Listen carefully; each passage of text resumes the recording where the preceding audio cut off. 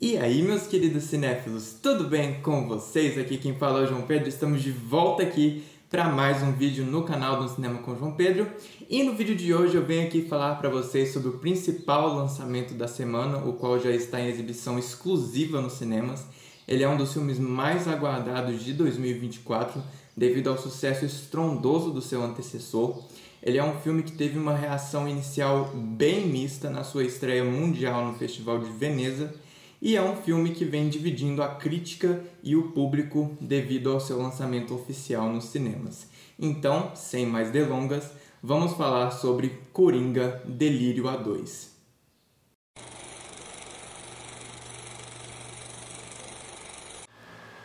Coringa: Delírio A2 é um filme dos gêneros suspense psicológico e musical, lançado em 2024. Ele é uma sequência do filme Coringa, lançado em 2019, e a trama é ambientada 2 anos após os eventos do filme original, acompanhando a estadia do Arthur Fleck, interpretado pelo Joaquin Phoenix, no Hospital Estadual de Arkham, em Gotham City. Em Arkham, ele conhece e se apaixona pela Lee, interpretada pela Lady Gaga, que é uma outra paciente, durante algumas sessões de terapia musical. E aí, juntos, os dois compartilham uma série de delírios musicais, enquanto eles aguardam o julgamento do Arthur pelos crimes cometidos por ele no filme anterior. Antes de falar sobre as minhas expectativas, eu acho seguro dizer que 2024 vai ser um ano bem marcante para projetos ambiciosos no cinema. Graças a filmes como O Brutalista, que é um épico de 3 horas e 35 minutos de duração, que foi muito elogiado no Festival de Veneza, inclusive ganhando o prêmio de melhor direção de lá, e agora ele está despontando como um dos principais concorrentes ao Oscar de melhor filme ano que vem. A gente tem também Megalópolis, que é um filme do Francis Ford Coppola, que está em desenvolvimento por pelo menos 4 décadas e ele finalmente saiu do papel esse ano. Ele vai ser lançado dia 31 de outubro aqui no Brasil. A gente tem Horizon, que é um projeto de faroeste do Kevin Costner, que promete ter uma duração total de 12 horas, porque são 4 filmes, né, dividido em 4 filmes de 3 horas cada. Inclusive o primeiro capítulo de Horizon vai ser lançado no catálogo da Max, dia 18 de outubro. E agora, Coringa: Delírio A2, que promete continuar a história do seu protagonista, que foi contada de um modo bem Scorsese no primeiro filme, através de um musical. E eu devo dizer que as minhas expectativas estavam bem altas para assistir essa sequência, porque, primeiro, ia contar com o retorno da grande maioria da equipe técnica responsável pelo Coringa original, que foi um dos meus filmes favoritos de 2019. A gente tem aqui o retorno do Todd Phillips como diretor e co-roteirista, o Scott Silver, que também ajudou no roteiro, o Lawrence Sher, que é o diretor de fotografia, e a Hildur Guðnadóttir, cujo trabalho no Coringa original rendeu a ela o Oscar de melhor trilha sonora original. Então eu estava bem animado por conta disso e também por conta do filme ser um musical, que é um dos meus gêneros favoritos. E embora Coringa: Delírio A2 inove por conta da abordagem de temas relevantes e pela desconstrução da figura do seu protagonista, o filme falha em ter o mesmo impacto chocante que marcou o filme original, resultando em algumas mudanças bruscas de tom que impedem o filme de alcançar o seu potencial máximo. Bom, como eu disse anteriormente, o roteiro de Coringa: Delírio A2 fica por conta do Todd Phillips e do Scott Silver, que também foram responsáveis pelo roteiro do Coringa original, e aqui eles executam algumas coisas de maneira genial, já outras nem tanto. Mas vamos começar pelo lado positivo. O primeiro destaque a se fazer sobre o roteiro da sequência é o papel crucial que a música tem no desenvolvimento da trama, de modo que essa sequência não seria a mesma se a música não estivesse presente, já que é através dela que o Arthur se conecta tanto com a Lee, interpretada pela Lady Gaga, quanto com a sua persona interior de Coringa. Tem alguns efeitos colaterais negativos em relação a isso, mas eu vou deixar isso para mais tarde. O segundo destaque a se fazer é a surpreendente desconstrução que o roteiro faz da figura do Arthur Fleck construída no primeiro filme, porque aqui o Arthur, pela grande maioria da projeção, se despe da sua segunda pele como Coringa e enfrenta as consequências das ações dele cometidas no primeiro filme de uma maneira essencialmente vulnerável. E é particularmente interessante ver como que o Arthur só convence como Coringa nas sequências musicais fantasiosas, já que quando ele tenta incorporar essa persona nos eventos da vida real, as ações dele acabam tendo o efeito inverso que tanto o personagem quanto o espectador esperam.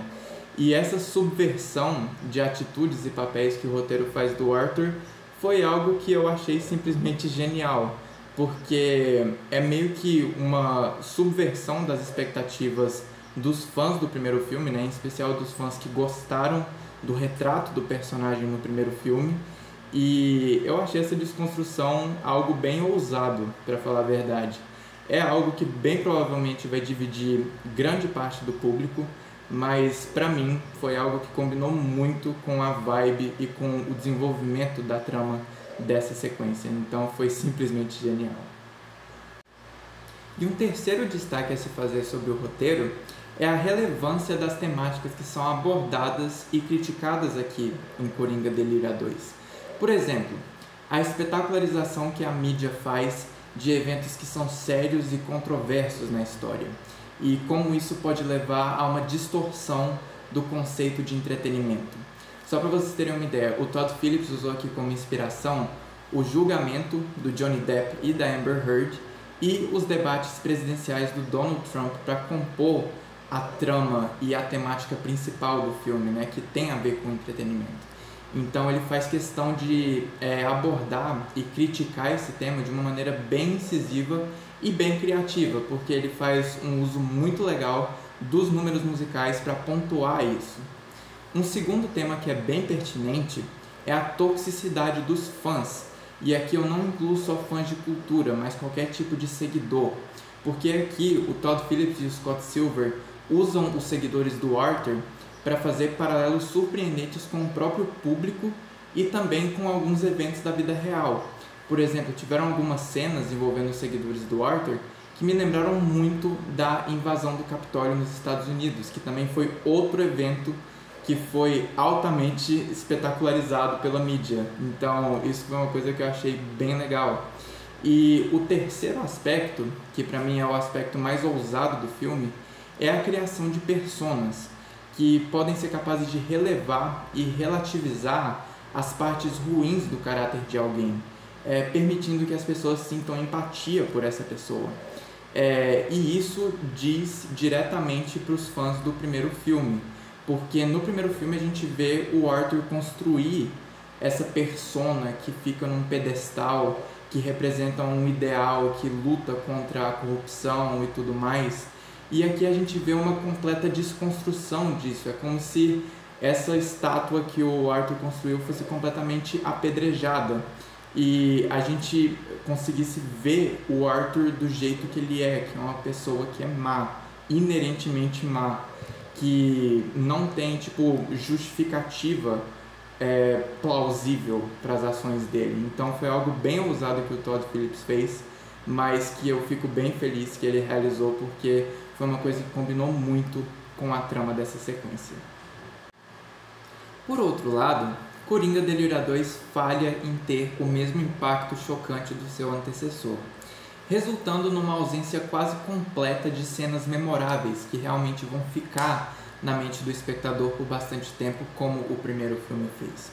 Por exemplo, para mim, eu particularmente, não senti que nenhuma cena aqui teve o mesmo efeito que a cena do metrô, as danças no banheiro e na escadaria e o discurso do Arthur no programa do Murray Franklin tiveram no primeiro filme. Então isso para mim foi uma leve decepção. Em segundo lugar, a gente tem aqui um uso gradual, cada vez mais exagerado e teatral dos números musicais, que pela sua grandiosidade e pelo aspecto de serem fora da realidade, acabam tirando o espectador do tom realista e sombrio que o filme propõe. Alguns números musicais funcionam muito bem, em especial pelo fato deles serem mais pé no chão, já outros são tão fora da realidade que eles não se encaixam no tom que o Todd Phillips e o Scott Silver propõem para esse universo, para essa interpretação em particular de Gotham. Então, aqui a gente tem um cabo de guerra entre dois tipos diferentes de musicais. Porque enquanto o filme tenta emular a vibe mais teatral de Chicago, por exemplo, ele devia ter investido muito mais no realismo fantástico de Dançando no Escuro, do Lars von Trier, que é um musical estrelando a Björk, que mistura ali, que consegue ser um musical realista com alguns toques de fantasia que se misturam de forma bem coesa à narrativa. Então, para mim, eles deviam ter investido mais nessa vibe realista, mas infelizmente não foi o caso. Então, a gente tem aqui um resultado bem misto dos números musicais. E, em terceiro lugar, provavelmente a falha fatal de Coringa Delírio 2 é o fato de que o primeiro Coringa não precisava de uma continuação. E isso faz o espectador constantemente se perguntar se essa sequência era 100% necessária. Como eu disse anteriormente, tem algumas temáticas que são bem relevantes e bem louváveis nessa sequência, mas eu acho que o meio do cinema foi o meio equivocado para se contar essa história, considerando que os planos originais da sequência eram que era para ser um musical na Broadway, o que faz total sentido, considerando a vibe mais teatral e musical que essa sequência tem. E eu acho que teria sido uma escolha muito mais certeira de contar essa história e de ter o efeito que ele realmente deveria ter. Então, essas, felizmente, são as únicas falhas que eu consegui captar aqui em Coringa Delírio 2, mas infelizmente foram falhas bem notáveis. No elenco, nós temos performances igualmente competentes do Joaquin Phoenix e da Lady Gaga, que aqui tem uma dinâmica muito envolvente juntos em tela, em especial nas sequências musicais, porque os dois cantam maravilhosamente bem, mas vamos por partes. É particularmente interessante ver como que o Joaquin Phoenix lida com a desconstrução do seu personagem na trama, né, de modo que, ao invés dele caminhar de alguém mais vulnerável para alguém mais confiante, como ele foi no primeiro filme, ele faz o caminho inverso, ele fica cada vez mais vulnerável à medida que a trama avança. E os momentos em que o Joaquin Phoenix mais brilha na atuação são os momentos em que o Arthur tenta incorporar a sua persona de Coringa nos eventos da vida real, que ao invés de gerarem aquele efeito de autoridade ideológica, exemplificado, por exemplo, na cena do discurso dele no programa do Murray Franklin no primeiro filme, aqui elas despertam um sentimento similar à vergonha alheia.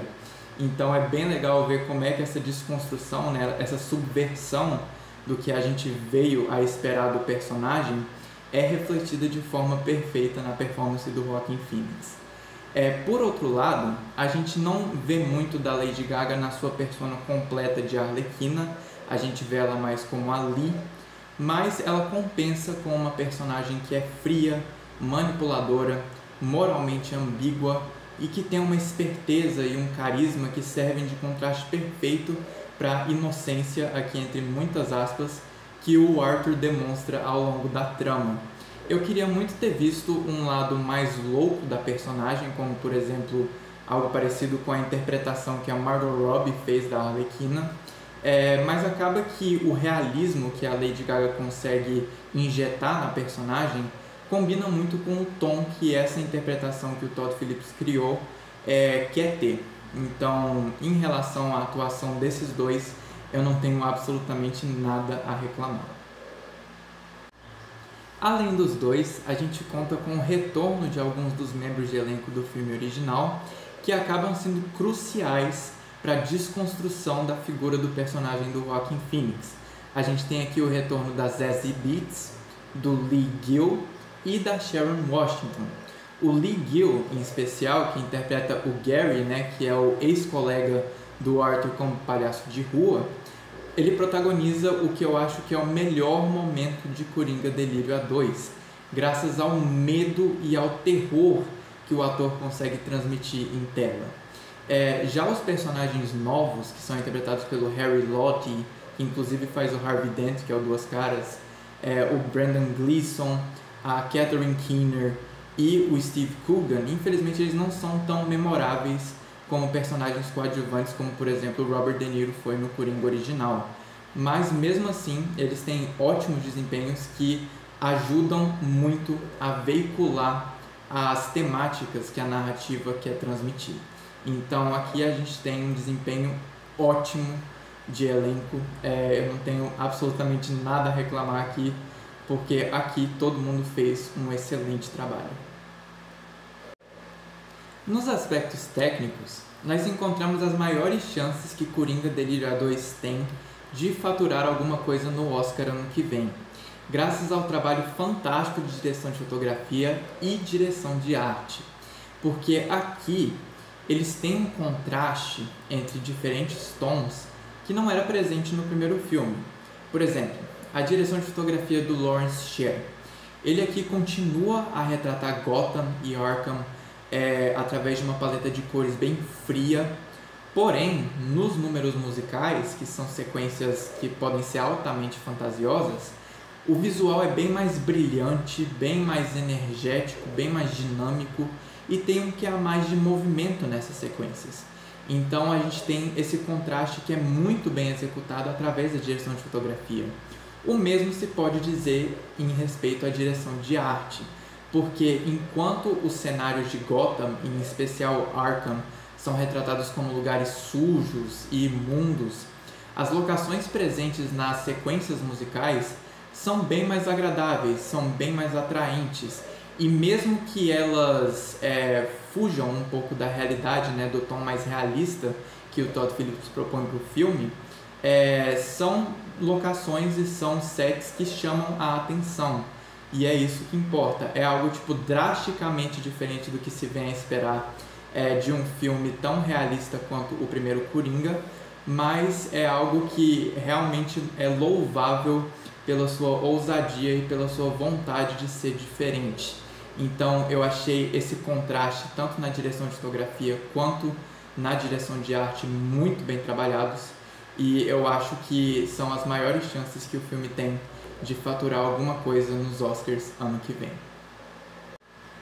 As canções escolhidas para integrar a trilha sonora do filme comunicam muito bem as temáticas abordadas pelo roteiro, e em especial a dinâmica entre o Arthur e a Lee, contando com covers de canções de artistas como os Bee Gees, os Carpenters e também de musicais clássicos estrelando nomes como Fred Astaire e Judy Garland. E todos esses números musicais são executados com maestria pelo Joaquin Phoenix e pela Lady Gaga, que demonstram um desempenho vocal e corporal invejável aqui. Da Lady Gaga já era de se esperar, mas é bem legal ver o Joaquin Phoenix cantando e dançando com muita alegria, com muita energia, com muita vivacidade. E eu não tenho dúvida nenhuma quando eu digo que os dois conseguem trazer uma quantidade notável de vida a essas sequências musicais. E talvez é isso que faz essa trilha sonora ser tão legal de ouvir. E por fim, a gente tem a trilha sonora original instrumental da Hildur Guðnadóttir, que venceu o Oscar de melhor trilha sonora original pelo seu trabalho no primeiro filme Coringa. E infelizmente o trabalho dela aqui fica meio em segundo plano devido à trilha sonora. Porém, tem alguns momentos aqui onde os violoncelos dela marcam uma tremenda presença, remetendo àquele tom mais realista do primeiro filme.